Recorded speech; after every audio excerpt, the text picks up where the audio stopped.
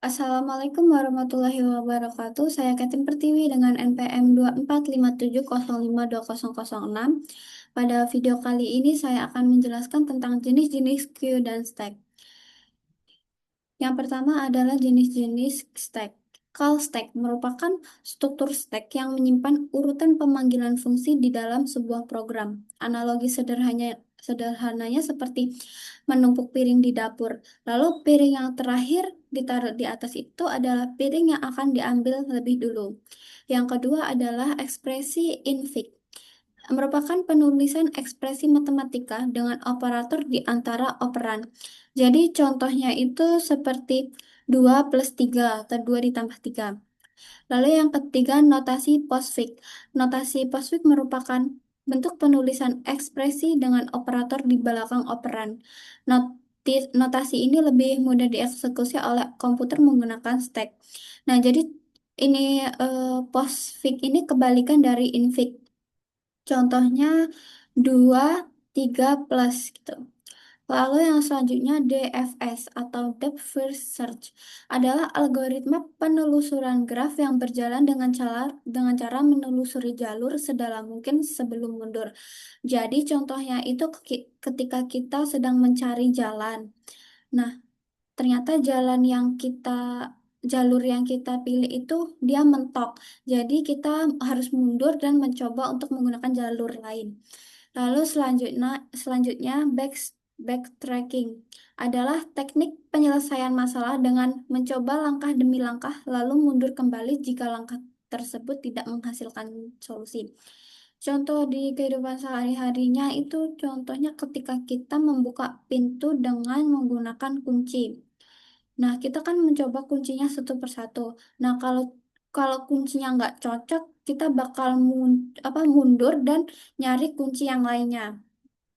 Lalu selanjutnya stack overflow merupakan kondisi ketika stack sudah penuh sehingga program mengalami error.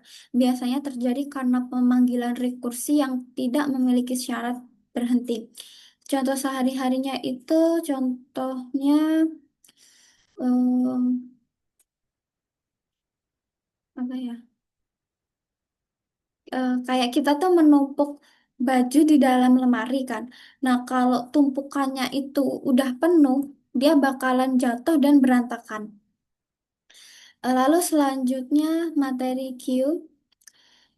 Yang pertama ada simple queue, merupakan antrian sederhana yang menggunakan prinsip FIFO, first in, first out. Data yang masuk lebih dulu akan keluar lebih dulu. Eh, Contohnya seperti antrian di sebuah supermarket. Siapa yang datang pertama, dia yang bakal dilayanin pertama. Selanjutnya, circular queue adalah antrian berbentuk melingkar. Ketika antrian sudah penuh di ujung, penambahan elemen bisa kembali lagi ke posisi awal selama ada ruang kosong. Contohnya itu seperti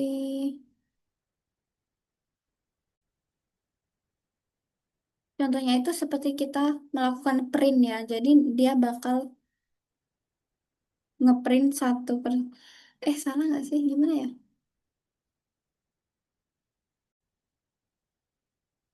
Contohnya itu seperti kita em, melakukan antrian giliran mencetak di print kantor.